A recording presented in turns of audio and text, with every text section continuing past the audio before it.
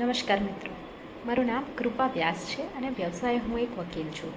મેં BA LLM સુધીનો અભ્યાસ કરેલો છે અને હાલમાં હું મારું PhD કરી રહી છું.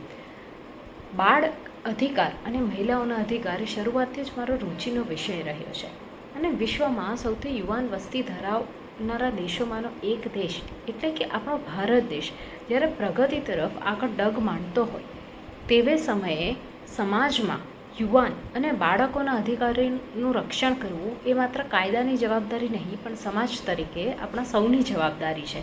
અને જ્યારે આઝાદીના 76 વર્ષ ભારત પૂર્ણ કરી ચૂક્યું હોય તેવે સમયે રિવાજના નામે બાળ લગ્ન એટલે કે બાળ વિવાહનો કુરિવાજ આજે પણ પ્રચલિત હોય તો એ વિષય પર ચર્ચા કરવી અતિ જ આવશ્યક છે. બાળ લગ્ન એ આપણા સમાજમાં વર્ષોથી ચાલતી આવતી પુરાણી પ્રથા છે જે પોતે એક સમસ્યા હોવા ઉપરાંત અનેક સમસ્યાઓની જનની છે.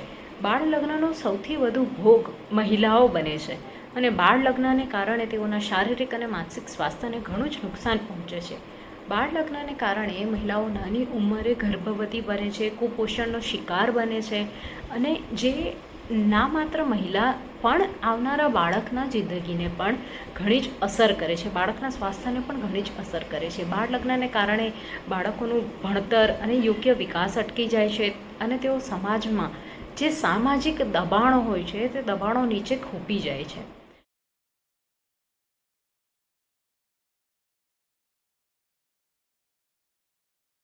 ભારતમાં આ બાળ લગ્નના કુરિવાજ વિરુદ્ધ બાળ લગ્ન પ્રતિબંધક અધિનિયમ 2006 અમલમાં છે, જે કાયદાની વ્યાખ્યા મુજબ 18 વર્ષથી નાની કોઈપણ મહિલા અને 21 વર્ષથી નાનો કોઈપણ પુરુષ તેને બાળક ગણવામાં આવે છે અને આવું કોઈપણ વય મર્યાદાથી નીચેનું બાળક એનું જો લગ્ન કરાવવામાં આવે તો તેને બાળ લગ્ન કહેવામાં આવે છે. બાળ લગ્ન એ માત્ર કોઈ એક સામાન્ય કુરિવાજ નહીં પરંતુ ભારતમાં એક કાયદાકીય કાનૂની અપરાધ છે.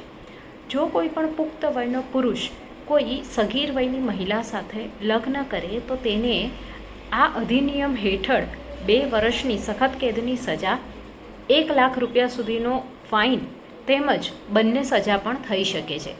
સાથે જ એવી વ્યક્તિઓ કે જે આ બાળ લગ્ન માટે સંમતિ આપે છે અથવા બાળ લગ્ન માટે પ્રોત્સાહન પૂરું પાડે છે તો તેઓને પણ 2 વર્ષની સખત કેદની સજા, 1 લાખ રૂપિયાનો દંડ જેવા સજા થઈ શકે છે.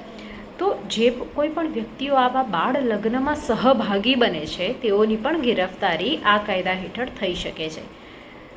એટલે જ જો તમને કોઈ બાળ લગ્ન વિષયક માહિતી મળે અથવા તો એવા બાળકો છે જેના માતા પિતા કે વડીલો તેમને બાળ લગ્ન કરવા માટે દબાણ કરે છે તો તેઓ હંમેશા બાળ લગ્ન પ્રતિબંધક અધિકારી એટલે કે જિલ્લા સમાજ સુરક્ષા અધિકારીનો સંપર્ક કરી શકે છે.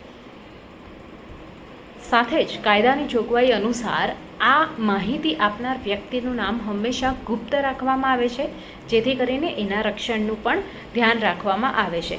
તો આવો આપણે સૌ સાથે મળીને આ બાળ વિવાહના કુરિવાજથી મુક્ત એવા શ્રેષ્ઠ સમાજ અને શ્રેષ્ઠ દેશ તરફ પ્રગતિ સાધીએ.